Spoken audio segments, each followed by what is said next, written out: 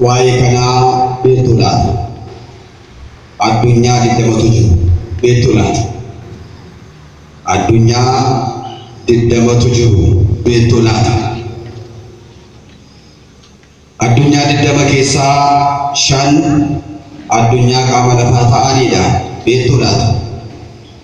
Isaanis tokko dachee irra jiraannu kana, 2 dachee kana jalaan kallattii lixa biiftuun kan argamtu gahannama, 3 lafa kanaa fi samii kanaa gadi kallattii ba'aa biiftuun kan argaman qaami lafaa jiran, 3ffaan gennat, 4ffaan biyya tolotaa, 5ffaan biyya jiraattotaa.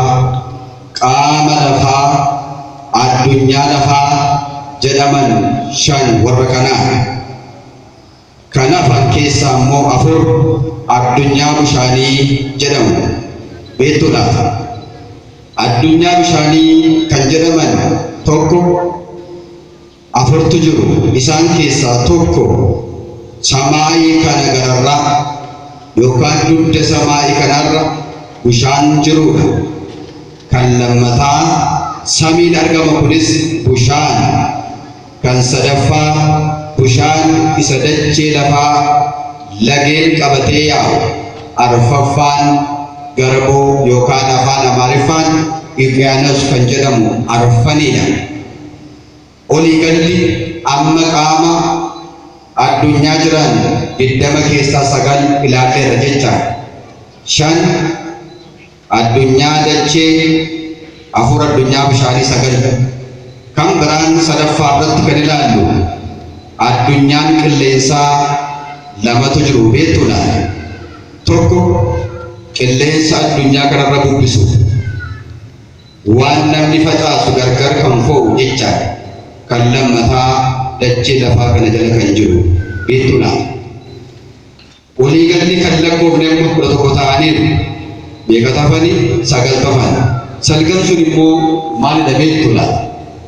9 sun addunyaa ifaa yookaan addunyaa ibiddaa jedhamu. Isaan keessaa 7 samaayii kana gararraatti kan argaman samiiwwan 7niidha. 8ffaan abidda sadachee lafaa kanarratti Waaqayyo safaree nuuf kenne ittiin tajaajilamnudha. Inni 9ffaan abidda dachee lafaa kana jala jiru bara raawwataa cubbamoon kan keessatti gubatan. Isaan kun eeda'amni isaanii 20 addunyaa kanatu jira jechaadha beektuu laata? Maddi barumsa kanaa Matsaafa Qiddaasee Maaramii hiikoo isaa fuula 261 hanga 262 irratti boqonnaa 7 irratti argama beektuu laata? Kan biraa booritti fuunaa nama boriin waa taasisu.